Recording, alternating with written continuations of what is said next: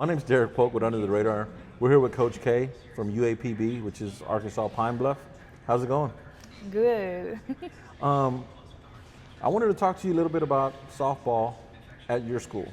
Can you tell me a little bit about the culture that y'all currently have, and also if you're not 100% there just yet, where you're trying to get to? I think the culture that we want to have at UAPB is more of like a family atmosphere. We want to feel like, when you come there that you have another home, and that you feel comfortable in the space that you're in.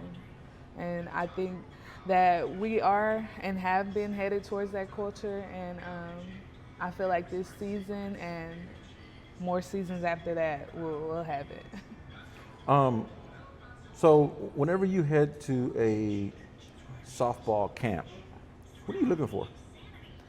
When I make it to a camp, I'm really looking for the best athletes that are out there, the athletes that are loud and showcasing their best talent. And honestly, you don't even have to be that loud, but if you just have that grit and that confidence within yourself, and you're showcasing that, then that's what I'm looking for.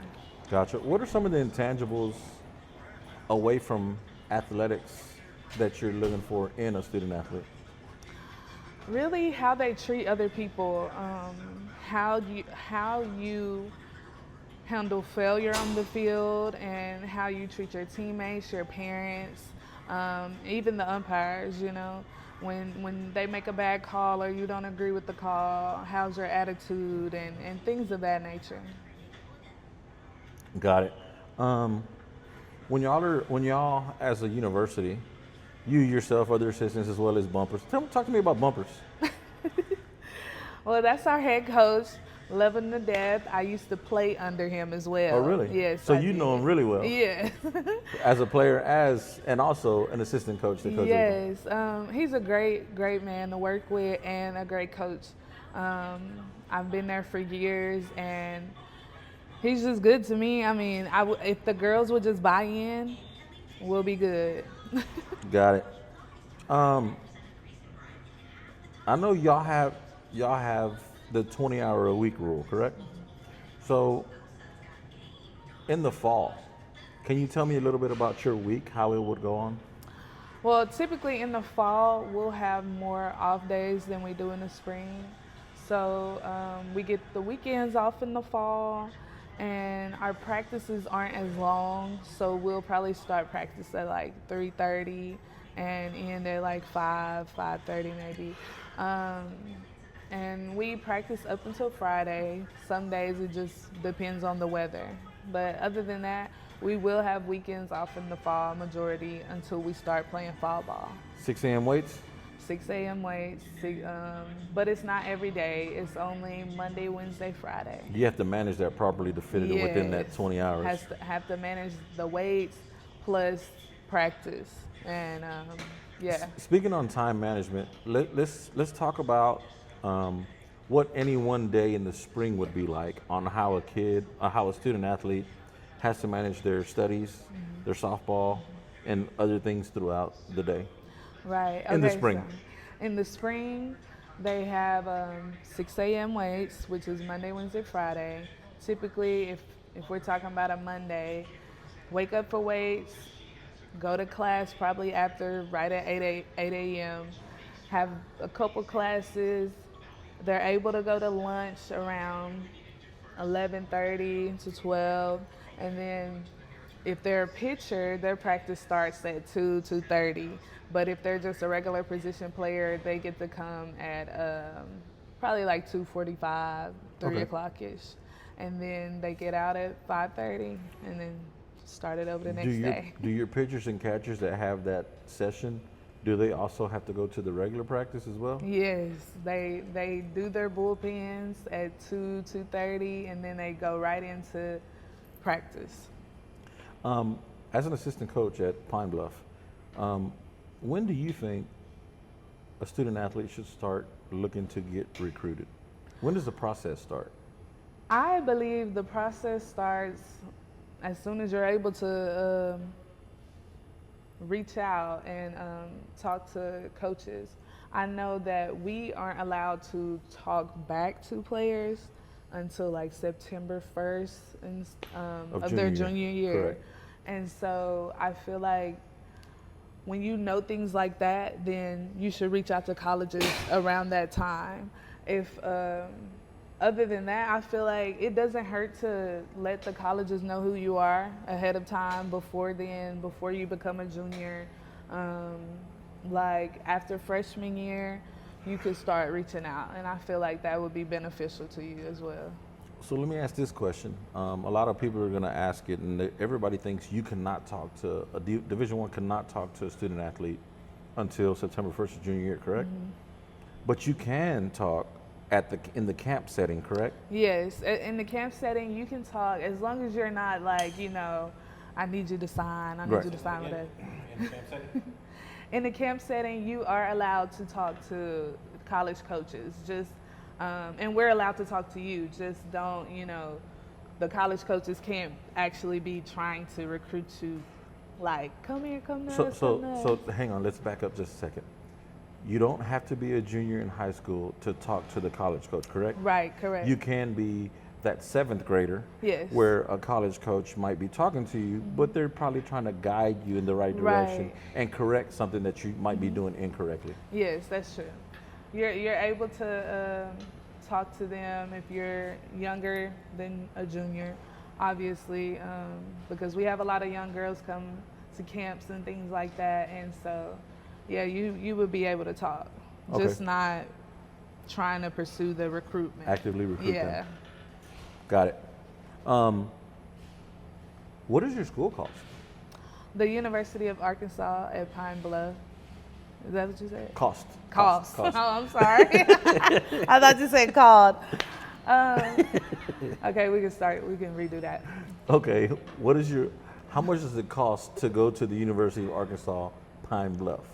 About $18,000 per year. Our scholarships range from $8,000 to $13,000. And that's athletic, correct? Athletic, but we try to get a lot of academic scholarships as well. Do y'all allow stacking? Can you stack the Yes. athletic on top of the academic? Well, actually, I don't think so. I think most of the academic scholarships that we give out, they have those, and then we have our athletics as well. So basically, a student athlete would choose which one's greater. Mm-hmm. And then you would actually be able to also use your financial aid money as well. Yes. Okay.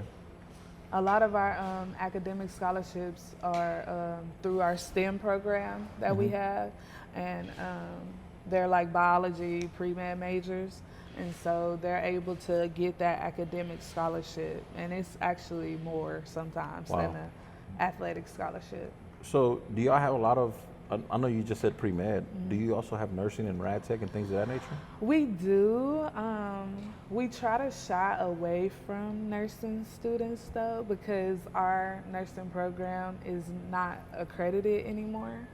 So we had to kind of shy away from that a little bit. But we do still take biology majors and things of that nature. So if a student athlete wanted to go to UAPB, what do y'all have to offer that would say, you know what, yeah, I'm from Texas, I want to go to UAPB?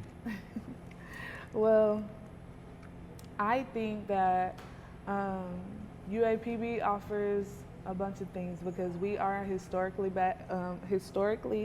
black university, which is called a HBCU, and I feel like it's very family. Like it gives me like a family vibe. Ever since I've been there, we have all different types of things that you can do, and I feel like from the coaches to the players on the campus to the teachers, that you will fit in, you know, regardless of race, gender, anything. I feel like it's an easy school that you're able to fit in and just guide through and get your degree eventually. You know, speaking of HBCU, do y'all offer minority scholarships? Yes, a lot. They offer them all the time, actually. from the time school starts till the time it ends. Do you also offer the UNCF stuff, the United Negro College Fund? I'm not sure. I'm Okay. not 100% sure, but I'm pretty sure we probably would do. Gotcha. That's interesting. It seems like the schools can be very affordable. Interesting stuff. We're in 25. I'm assuming you're probably done with that, unless you're looking for pitching like the rest of the country. But other than that, as far as 26, 26 and 27, speak on what you might be looking for. Definitely looking for middle infielders, outfielders. I mean, we're always looking for all positions. Pitchers, greatly accepted. Catchers as well. And 26s and 27s, yeah, we're always looking for a variety, but mainly middle infield and outfield, for sure. Gotcha. Do y'all redshirt most of your freshmen, or do they have the opportunity to come in and play? They do have the opportunity to come in and play. If they're just as good as anybody else on the team, they can take a spot.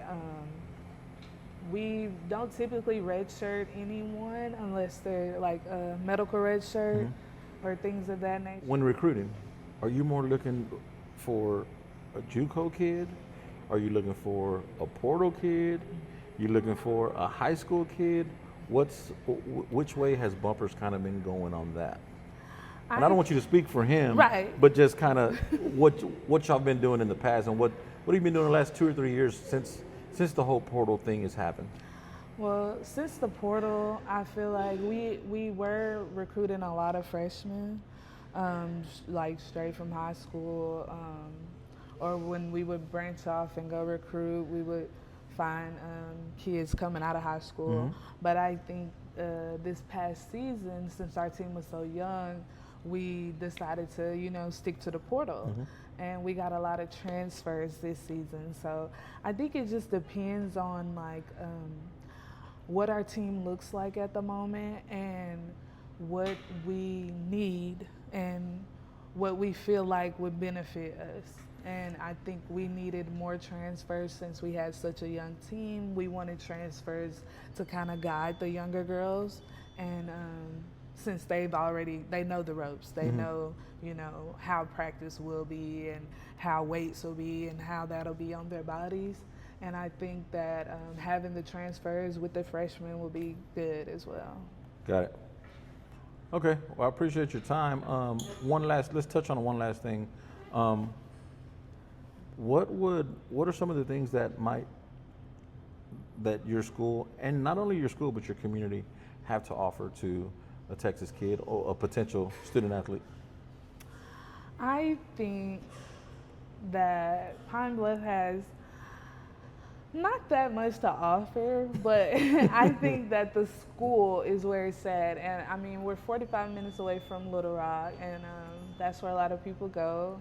But I do think that the community in Pine Bluff and around the school is like so big. The alumni pour into the school so much, into the athletes, into the facilities. They give back a lot, and I feel like that's what will keep you kind of stuck in a way down there, because once you get down there, it's like, oh, I actually do love it down here. The band atmosphere, the student sections, the cheerleaders, the Greek life, all of those things kind of play into the community aspect of it.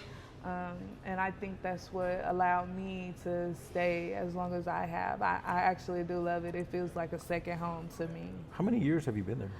I've been there since 2019, so about straight 6 or 7 years. I played there, and then I GA'd, and then now I'm coaching. So yeah. You looking to become a head coach at some point? Yes, at some point. I don't know if it'll be at the university, but if that's in the plans, then I would love it. Gotcha. Well, I appreciate your time, and that's all we have for today. Of course, thank you.